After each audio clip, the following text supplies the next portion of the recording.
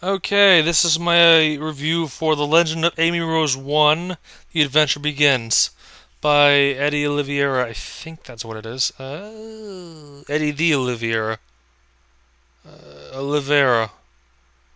However you pronounce your name, feel free to let me know. um, this quest, yes. I originally started watching Dubs play through it. I didn't really have the intention of playing it myself, and I actually kind of thought it looked terrible originally, and a little bit too hard, in my opinion. But then again, that's because I was, and I apologize to you, Dubs, for saying this, but that's because I was watching someone that wasn't exactly as good at Zelda Classic as I am. He's gonna yell at me later for this, I swear. Anyways, I decided to actually give this a try for the sake of enemy difficulty. Let's start off slowly. I hate to break it to you, and I'm gonna try to say this as nicely as I can. Your story is a train wreck. At least the beginning of it felt like a train wreck, especially once it kind of repeatedly broke the fourth wall and drove me insane. Completely nutso. Especially with that Minecraft reference. No, don't do that. Don't do. I understand the story, but the way you delivered it was a train wreck. A train wreck of epically disastrous levels. Hey, hey. So yeah, story. Yeah, no, no. Uh, yeah. Oh goodness. All right, so the story report out a bit. We'll move on to another part. Dungeon design. Overall, I actually did enjoy the dungeons. They seem to be more of like a exploratory. It depends on the level, but you seem to be exploring around, collecting keys, unlocking passages to more exploration, collecting keys. This seemed to be kind of constant, except for like level 6, where you had to go your own different ways, get the items, get the keys, and then go towards the final area. And I actually enjoy that kind of level design. It's not too linear, and you get to explore a bit. So dungeon design and the content within dungeon, like instead of just not just all, a lot of rooms actually had stuff in it where you use a ladder to get across or hook shot across, block puzzles, everything. It had plenty of those. So dungeon design pretty good, really good. I enjoyed it. Music choices, also except for that last level, which was long as all hell. I probably would have done something like what you did for level 9. Used a lot of different music because hearing that castle theme over and over again kind of grinds on your ears after a while. Yeah, no. Definitely want to change up your music, especially for that last level. That last level was a bit too long, but I had people telling me it was going to be longer than what it really was, so I guess it wasn't that bad. Um, Alright, now, the controversial thing. Now I have to get into this. The enemy difficulty. Yeah, there's a big thing about this quest in enemy difficulty. The enemies are always respawning. Yes. You leave one alive, you come back to the room, they all come back anyways.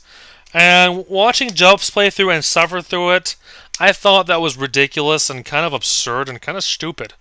But then when I started playing it, it actually kind of was at my difficulty level.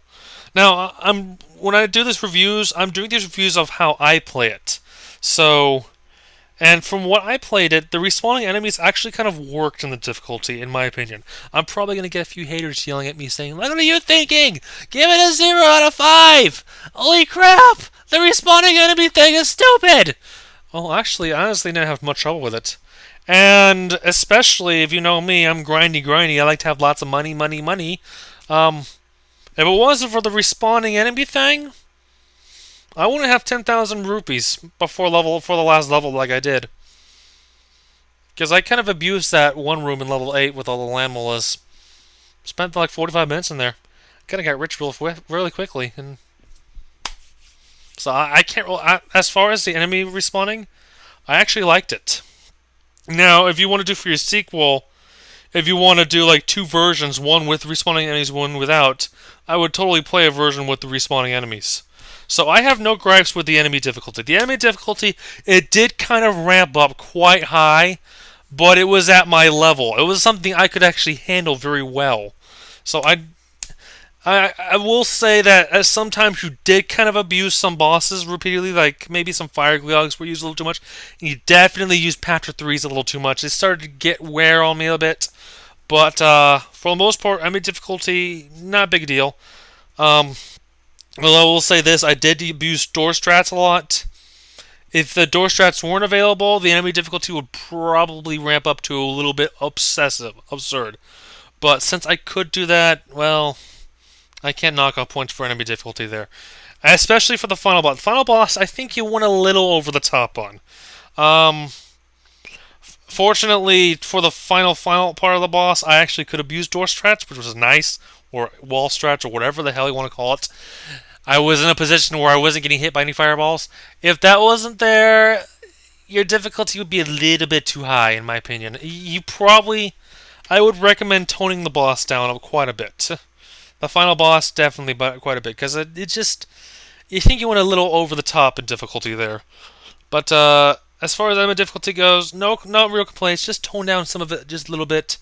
Story terrible. Oh God, help.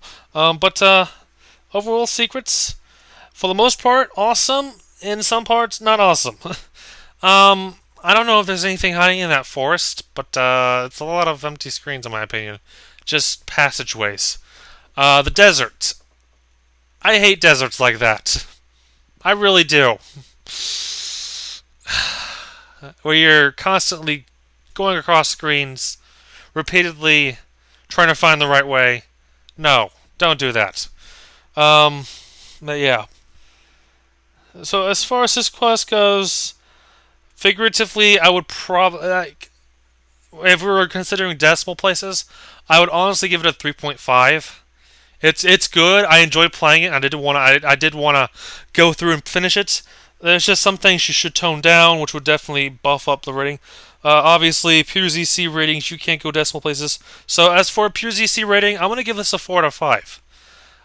Believe it or not, unlike a lot of people which would probably rate it like a 2 or 3 out of 5 or 1, I actually had fun playing this quest. I really did enjoy this quest. It was just a lot of fun. Enemy difficulty and dungeons, and the music as well, I actually enjoyed it. Except for the last level. That's a different story though. But yeah, I enjoyed the quest, and I can't wait for the second one to come out because I will definitely be playing it. BBB, I've been talking too much for the past while. So that's my review, and I finally cut up.